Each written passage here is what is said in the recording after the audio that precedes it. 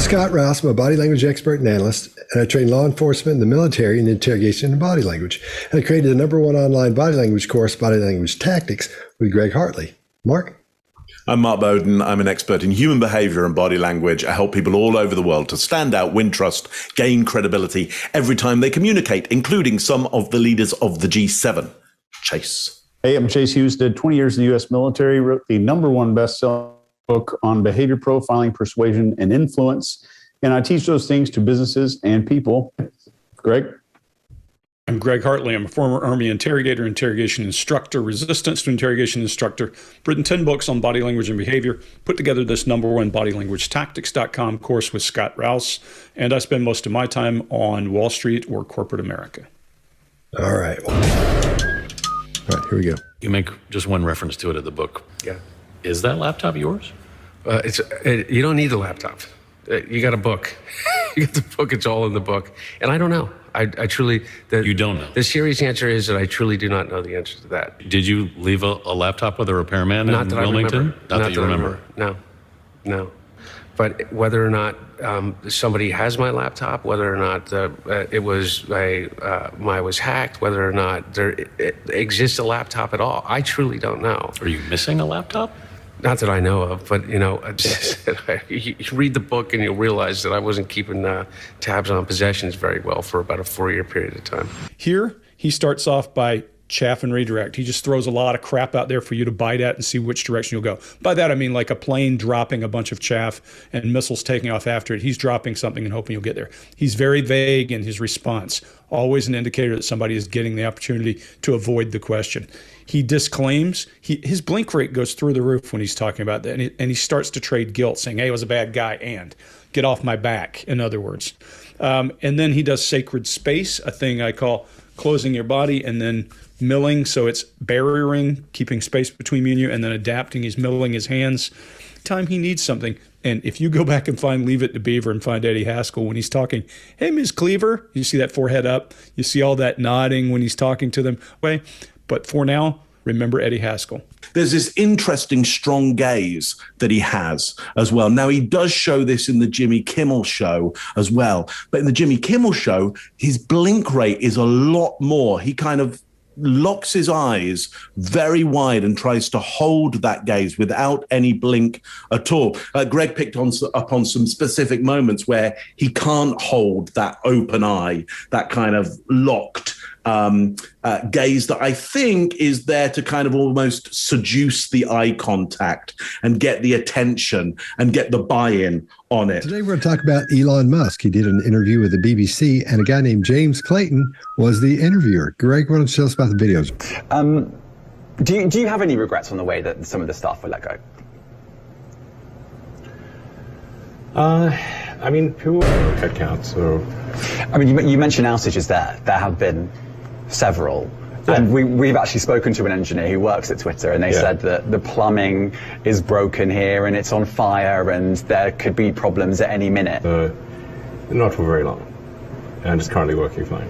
So it doesn't keep you up at night that Twitter might go offline again? At this point, I think we've got a pretty good handle on what makes Twitter work. So, because he's scratching everywhere you can scratch just about that you can do on video. I mean, he's scratching his face, he's scratching his stomach, he's scratching his leg.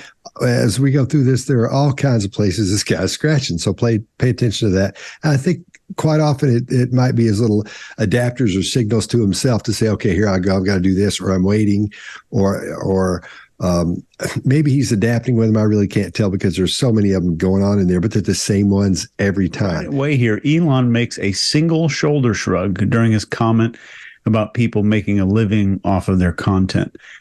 And we describe this as someone lacking confidence in what they're talking about. This is most likely his viewpoint on maybe what a living is, and not some deceptive statement about the app itself. The reporter or interviewer here is a mess. He's desperately exerting control over himself. And that's a lot of the stuff that you're seeing with his movements is self-control or self. We're going to talk about Ben Affleck defending an interview. Greg, why don't you tell us about the video we're going to watch? Yeah, so a couple of weeks ago, Ben Affleck went on a 2-hour interview with Howard Stern. He talked about his breakup with his ex-wife and family, and he had some fallout from it, so here we go.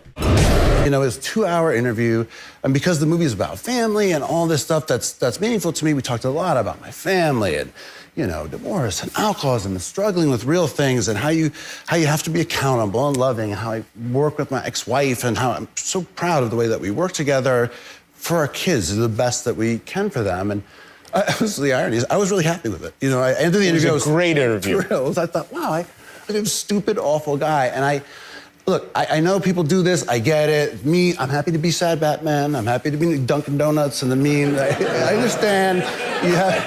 You have to get married to Jimmy Kimmel sometime. Really, like, it's about my kids. I got to just draw a line. All right, Chase, what do you got? Right here, when he says the words good, happy, healthy people. Good, happy, healthy people. I think that's a strong point right there. His eyes shift down and to his left, which suggests that a person is entering some internal dialogue. They're talking to themselves. He tosses his hands, and notice the difference between him tossing his hands out and this kind of cradle gesture that he uses before that, and you'll be able to spot it when he uses it. And they can sort of be this kind of person. So he starts to use the word sort of, which to stopping Jimmy from talking at every point almost. Kimmel starts talking. This huge open arm gesture comes out to make him stop. And there's a ton of other regulators he's using with his body to keep Kimmel from talking. But when he sits down, he does this big adjustment once he sits down. I see a lot of adjusting in here. He completely, but again, he's nervous because he's, you know, everybody thinks he said something horrible about his ex-wife and his kids are watching and all that. And he's got to straighten all that out. He uses these big illustrators, big gestures, but they're very close and they're really stiff. They don't move very smoothly at all at first. So, and you're right, Chase, when he starts talking about his wife, his hand starts going, that's when you see it go the furthest. But the more he starts talking about his family, the wider his gestures get, and they get a little bit more smooth or smoother, however you would say it, grammatically correct. And when he gets mad or he's hiding that anger or that aggression, then you see him get tighter. His elbows get closer to his chest as he's talking about that.